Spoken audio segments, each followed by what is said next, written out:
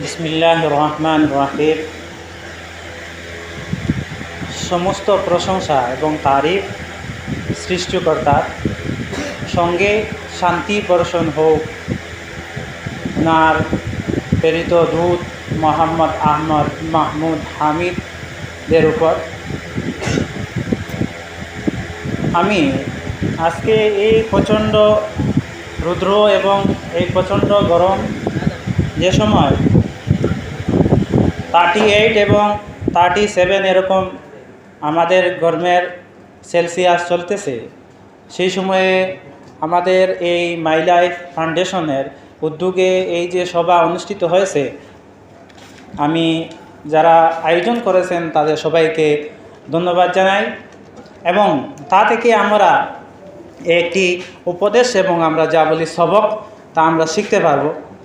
সেটি হলো, আমাদের জীবনে আমাদের লাইফ যেটি আছে সেটির জন্য আমরা যাতে এইম ইন লাইফ যাকে বলা হয়, আমরা যে এইম ইন লাইফকে আমরা সেটাকে নির্ধারিত করে নিই। আমি আমার নিজের কথা বলতেছি এবং আমাদের যে ভাইয়েরা এখানে এসেছে, যদিও সভাটি অনেক ক্ষুদ্র হিসাবে প্রথম থেকেই প্রস্তুত করা হয়েছে, 10 জনকে এখানে ডাকা হয়েছিল, তা থেকে 7 জন উপস্থিত হয়েছেন, এই হিসাবে বেশি হয়েছে। এবং আমাদের অতিথিবৃন্দগণ দূর থেকে হাইলাকান্দি থেকে এসেছেন, তাই আমি ওনার সবাইকে শ্রদ্ধা জানাই। এবং শ্রদ্ধা উপস্থিতি উত্তীর্ণ ছাত্রসমূহ যারা এখানে উপস্থিত হয়েছেন, তা সমস্তের দীর্ঘগ্রামী এবং ওনাদের কল্যাণ আমি কামনা করি। এখন আমি বলতেছিলাম যে আমরা আজকের এই প্রোগ্রাম থেকে আমরা একটি সবক বা আমরা একটি নসিহত আমরা হাসিল করতে পারি। সেটা হলো যে আমরা একটি জিনিস যদি নির্ধারিত করে নিই, সে নির্ধারিত কাজ করার পরে আমরা কাজটা সারা আমাদের জন্য সম্ভব হয়ে যায়। যদি আজকে আমরা কাজটা নির্ধারিত করতাম না, তাহলে আমাদের জন্য আজকে কাজটা করা সম্ভব হতো না। সবাই বলতো আজকে তো প্রচুর রৌদ্র, আজকে তো প্রচুর গরম, তখন আমরা এখানে উপস্থিত হয়ে কেউ আসবে কেউ আসবে না এবং আমাদের জন্য অনেক অসুবিধা হবে। লেকিন আমরা আমাদের জীবনের এইম ইন লাইফকে এইরকম নির্ধারিত যদি করে নিই, তা আমাদের জীবনের সমস্ত কাজকে সারা অনেক সম্ভব হবে ইনশাআল্লাহ, সেটা আমি ভাবি এবং মনে করি। আমরা যদি একটি গাড়ির টিকিট করে নিই, তাহলে আমরা সময় অনুযায়ী সে প্ল্যাটফর্মে হোক বা সেই জায়গায় হোক আমরা পৌঁছার চেষ্টা করি এবং গাড়িটিকে ধরে নিই। যদি আমরা টিকিটটি করতাম না, তাহলে হয়তো আমাদের কোনো বাধা আসলে, একটু বাধা আসলে বেশি হলে তো আমরা টিকিট ক্যান্সেল করতে পারি, লেকিন একটু যদি অসুবিধা আমাদের হয়, তাহলে আমরা হয়তো যেতে পারতাম না বা যেতাম না। তাই আমরা যে আমাদের ছাত্রবৃন্দ আছেন এবং আমরা সবাই আমাদের এইম ইন লাইফকে ঠিক করে নেওয়ার দরকার, যাতে আমরা ভবিষ্যতে কী করতে পারি। আমাদের যে স্যাররা এখানে দাঁড়িয়ে সুন্দর সুন্দর কথাগুলো বলেছেন, আমি শুনছি এবং আমার অনেক ভালো লেগেছে যে কথাগুলা, অনেক এই যে সামাজিক কথাগুলা শুনতে পারলাম, আমি আমার অন্তর থেকে আমার ভালো লেগেছে, তা আমি আপনাদের সামনেকে প্রকাশ করতে বাধ্য হয়েছি। সবটুকু এত সত্য উপদেশ এবং বাস্তব যে আমরা এই দুনিয়ার জমিনে এবং এই পৃথিবীতে এরকম থাকবেই এবং যত দিন অগ্রসর হবে তা বেশি হবে। লেকিন এই সমস্ত থেকে বের হয়ে আমরা যে শুদ্ধ কাজকে করে নেই, সেটাই আমাদের জন্য উত্তীর্ণ। আমাদের স্কুলে ক্লাসে হয়তো কয়েকশো ছাত্র ছিলেন, এত থেকে একজনে 92 পেল, সেই তো তাদের মধ্যে থেকে জয়ী হয়েছে। সবাই 92 পেলে তো এরকম হতো না। তাই আমরা যে এই সমস্ত বেজালের এবং এই সমস্ত এই যে আমাদের পৃথিবীতে যে অসুবিধা নানান প্রকারের নানান দিকের রয়েছে, তা আমরা সেরে যাতে আমরা অগ্রসর হয়ে ভালো কাজটি কি আমরা করতে পারি, সেটাই আমাদের জন্য সাফল্যতা। এটার মধ্যে অর্থ বেশি নিহত রয়েছে, অর্ণা সহজ কাম তো সবাই করে ফেলে। এই স্যাররা যে অসুবিধাগুলা আমাদের সামনে তুলে ধরেছেন, তার একটা এই প্রতিক্রিয়া আমি আমাদের সবাই সামনে বললাম। এখন আমি আগে দিয়ে বলি যে আমাদের এইম ইন লাইফ কী হবে। আমাদেরকে এই দুনিয়ার জমিনে, এই পৃথিবীতে প্রেরণ করা হলো আমাদের সৃষ্টিকর্তা কোন কারণে সৃষ্টি করলেন তা আমাদেরকে ভালোভাবে জানা দরকার। তাই সর্বপ্রথম আমরা এই পৃথিবীতে থাকা অবস্থায় আমরা যাতে আমাদের সৃষ্টিকর্তাকে রাজি এবং ওনাকে খুশি করতে পারি, এই পদক্ষেপ সর্বপ্রথম আমাদের হাতে নিতে হবে। যেই ধর্মেই হই না কেন, আমাদের সৃষ্টিকর্তা আমাদেরকে এই পৃথিবীতে প্রেরণ করার উদ্দেশ্য কী এবং আমরা কী করার জন্য বলেছেন তা আমরা সর্বপ্রথম এইটাকে লক্ষ্য করব। এরপরে আমাদের জীবনে কি কাজ করলে সেই কাজটা আমার জন্য সফলগামী হবে এবং আমার ধর্মের এবং আমার সৃষ্টিকর্তার আদেশ অনুযায়ী হবে তা আমরা বেছে নেব। ধর্মী ভাষায় বলতে হলে তা'মুরুনা বিল মা'রুফ ওয়া তানহাউনা আনিল মুনকারি ওয়া তু'মিনুনা বিল্লাহ, যে আমরা আমাদের সৃষ্টিকর্তার উপর ভালোভাবে দৃঢ় বিশ্বাস রাখব। এরপরে আমরা ভালো কাজের আদেশ করব এবং নিজে করব এবং অসৎ কাজ থেকে অন্যকে বিরত রাখবো এবং নিজে বিরত থাকব। সেটাই হলো মানুষের মূল কর্ম এবং ধর্ম। এই গুণ সবার কাছে ফুটে ওঠানো একদম প্রয়োজনীয়। এরপরে যে কথাগুলো হলো, আমরা জানি আমাদের সর্বপ্রথম এবং আদি পিতা ছিলেন হযরত আদম। তা থেকে আমরা আদমি হয়েছি এবং মানুষ হয়েছি। এই আদমকে আল্লাহ তাআলা বানানোর পরে ফেরেশতা যেগুলো আছেন, আল্লাহ এদেরকে বলেছিলেন তোমরা এদেরকে ওনাকে সিজদা করো, ওনার সম্মুখে তোমরা মাথা নত করো, কিন্তু এরা বাধ্য হলো না। ফেরেশতারা সব করেছিলেন, একটি শয়তান করে নাই।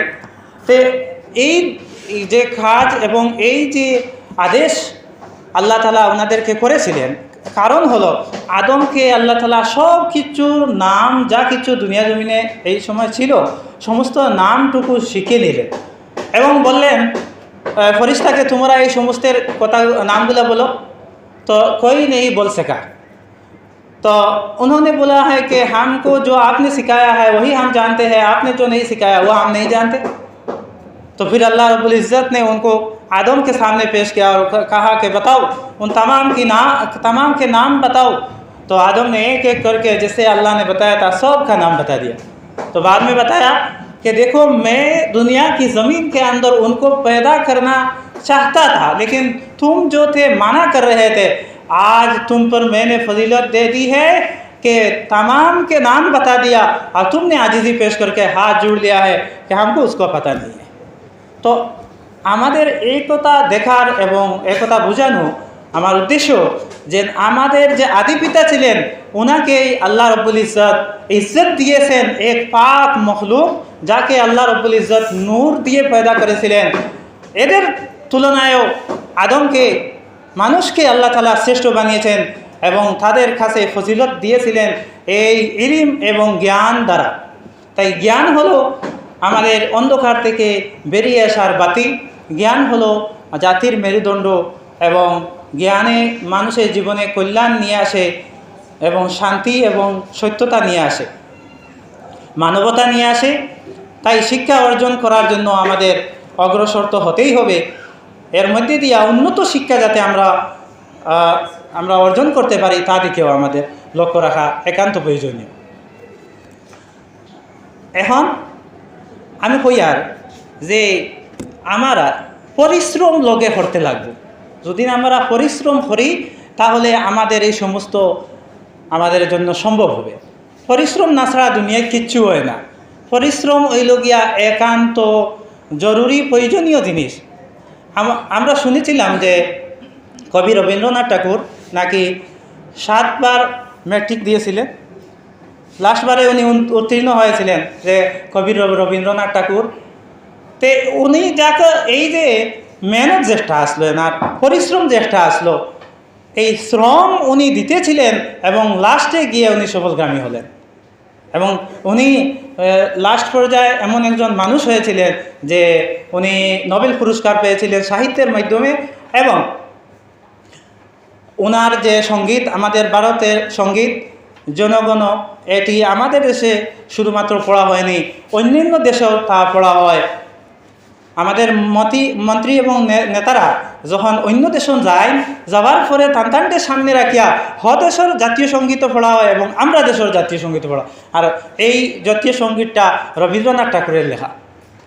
তাই অন্য কবি বলেছিলেন, পারিব না বলে মুখ করিও না এবার, একতাটি মুখে যেন না শুনি তোমার। তুমি এই অন্য কবি ওনার পরিশ্রম দেখে, ওনার প্রতিক্রিয়াকে তান এই কবিতার মাধ্যমে আমাদের সম্মুখে রেখেছেন যে পরিশ্রম করাই আমাদের মূল উদ্দেশ্য, পরিশ্রম দ্বারাই আমরা মূল মন্তব্যে এবং আমাদের মকসুদে গিয়ে আমরা পৌঁছতে পারবো। আবার একবার না পারিলে দেখো শতবার, 10 জনে পারে যাহা তুমিও পারিবে তাহা। এই 10 জনে পারিলে আমরা এই যে এখন তো এই কবিতাটা এখন তো নাই বইয়ের মধ্যে, কিন্তু আসলে অনেক অর্থ এটার মধ্যে রয়েছিল। তাই এখন পরিশ্রম করতে হবে। এই পরিশ্রম দ্বারা, এই শ্রম দ্বারা, এই চেষ্টার দ্বারাই রবীন্দ্রনাথ ঠাকুর হয়েছেন এবং এই চেষ্টার দ্বারাই আমরা বড় বড় মানুষ এপিজে আব্দুল কালাম আজাদ এবং আমাদের দেশের সর্বপ্রথম শিক্ষামন্ত্রী যিনি ছিলেন ইনি ছিলেন আবুল কালাম আজাদ এবং এরপরে বৈজ্ঞানিক হিসাবে যিনি ছিলেন এপিজে আব্দুল কালাম। উনি ছিলেন আবুল কালাম আজাদ আর পরে যিনি ছিলেন ইনি ছিলেন আব্দুল কালাম। তো এই যে আমরা দেখলাম এই যে জ্ঞানী গুণী মানুষ যারা, এরা এই পরিশ্রম দ্বারাই এতটুকু করেছিলেন। এপিজে আব্দুল কালাম তো বিয়ে শাদী সব কিছু ছাড়িয়া দিয়া এই সমস্ত দিকে তাই দাবিত হইয়া আজকে সমাজের এত কিছু দিয়া যাইতে পারছেন। লাস্ট পর্যায়ে তারা দেখে নিয়েছিল আপনার উদ্দেশ্য কিতা বেশি দুনিয়া জমিনে করতে চায়। उन्होंने कहा कि मेरा आखिरी मकसूद ये है कि मैं दुनिया में जितने दिन रहूँगा तालीम के अंदर रहूँगा। दुनिया को तालीम देना है, स्कूलों के अंदर जाना है और उनको जा कर के तालीम देना। तो लास्टे আসিয়া আমরা এই আশাবো আয়াতাইন এক প্রোগ্রাম আয়াতান লাস্ট এই জায়গা থেকে ইন্তেহাল বরণ করছেন। লাস্টে তান এইটাই প্রেরণা ছিল যে আমি একজন শিক্ষক বনতাম এবং আমি জাতিকে শিক্ষা দিতাম। এটাই হলো গিয়া ওনার মকসুদ ছিল। তাই আমরা এই সমস্ত কথার মাধ্যম থেকে বুঝতে পারলাম যে আমাদের মকসুদ কীরকম আমরা ঠিক করলে আমাদের সফল হওয়া সম্ভব হবে এবং আমাদের এই মানুষ জাতিকে কীরকম আল্লাহ রাব্বুল ইজ্জাত এবং আমাদের সৃষ্টিকর্তা ইজ্জত দিয়েছিলেন। তাই আমরা এই সংক্ষিপ্ত আলোচনা থেকে আরেকটি কথা বলি নেই যে বলেছিলেন বিকাদরি কাবুল মানে ওমান তালাবাল সাহির আল্লাহ আলী। আরবি ভাষায় কবি বলেছিলেন যে যে পরিমাণ পরিশ্রম করবে তাই অনুযায়ী সফল হবে এবং যারা সফল হয়েছিলেন তারা অনেক রাত্রি জাগরণ করেছিলেন। শুধুমাত্র দিনের কাজের দ্বারা তারা সমস্তটুকু করা সম্ভব হয়নি, তারা রাত্রি জাগরণও করেছিলেন। আমরা দিনে তো করব এবং রাত্রিতেও আমরা রাত্রি জাগরণ করেও কিছু পরিশ্রম করা লাগবো, এরপরে আমরা না সমাজে প্রতিষ্ঠিত হতে পারবো। তাই আমি এই গরমে এই আর বেশি কথা আগে না বাড়াইয়া এখানেও শেষ করতে চাই। আর के लब पे आती है दुआ बन के तमन्ना मेरी, जिंदगी शमा की सूरत हो खुदाया मेरी। দেন এইটা আমাদের অনেক স্কুলের মধ্যে আছে তারানা হিসাবে যে আমার হুটে দিয়ে এই কথা বেরো যে আমার জিন্দগিটা মোমবাতির মতো, মোমবাতি যেরকম নিজে গলে গলে অন্যকে রোশনি দেয়, যাতে আমি আমার জীবনে এরকম আমি গলে গলে আমি শেষ হয়ে যাতে অন্যকে রোশনি দিতে পারি, অন্যের ফায়দা পৌঁছাতে পারি, অন্যের উপকার করতে পারি, সেটাই আমাদের উদ্দেশ্য, সেটাই আমাদের মকসুদ। আমাদের এই সমস্ত আল্লাহ রাব্বুল ইজ্জত সৃষ্টিকর্তা যেন কবুল করে নেন। এখানে আমি শেষ করে নিচ্ছি। ধন্যবাদ।